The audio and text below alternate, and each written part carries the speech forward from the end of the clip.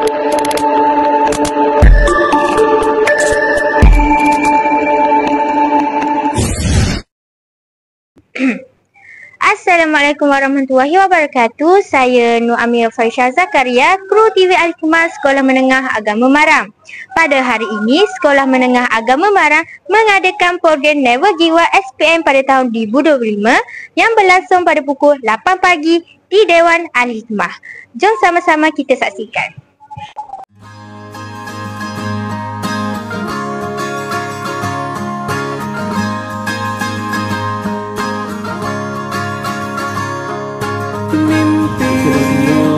Adalah kunci untuk kita menaklukkan dunia. Berlarilah tanpa lelah sampai engkau meraihnya. Laskar pelangi takkan terikat waktu. Bebaskan mimpimu di angkasa, warnai bintang di jiwa. Menarilah dan terus tertawa, walau dunia tak seindah surga. Bersyukurlah pada yang kuasa, cinta kita di dunia selamanya.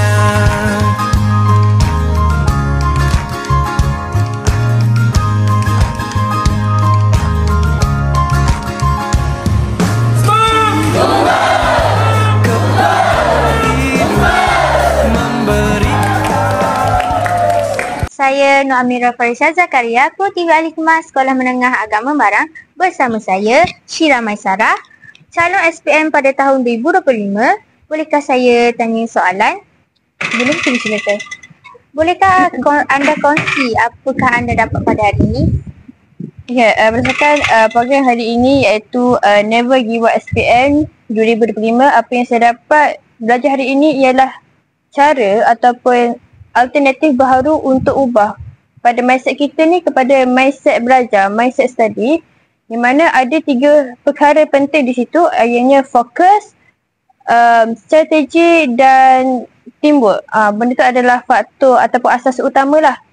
Dan pada hari ini juga dapat saya belajar satu perkara daripada kisah George McLaurin, di mana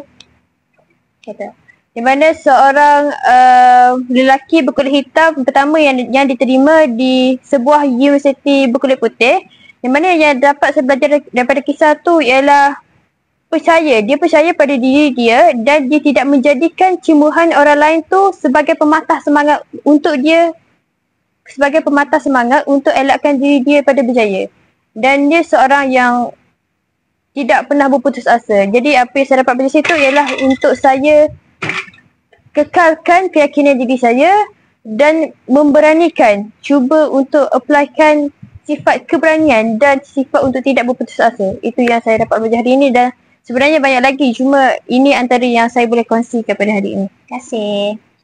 Saya Nur Adlina Amani Muhammad Syukri, Kru TV Al-Hikmah Sekolah Menengah Agama Marang. Bersama saya sekarang Wakil Pelajar SPM pada tahun ini. Bolehkah saya bertanya satu soalan? Boleh. Bolehkah korang kongsikan sedikit ilmu yang korang dapat pada hari ini? Apa yang kami dapat hari ini, kami dapat ilmu pengetahuan baru yang diajarkan oleh Cikgu YY dengan Cikgu SF. Lepas tu, teknik belajar baru. Tak pernah belajar pun sebelum ni. Tapi lepas belajar, adalah faham sikit-sikit gitu. Lepas tu, benda paling penting hari ni, fokus lah. Fokus pada hak kita nak, iaitu SPM tahun ni B08. Fokus lah benda hak kita nak capai. Itu je lah. Terima kasih. Alhamdulillah, selesai sudah program kita pada hari ini. Setakat itu saja episod kita pada kali ini. Saya Nur Adlina Amani Muhammad Syukri, Kru TV Al-Hikmah Sekolah Menengah Agama Marang.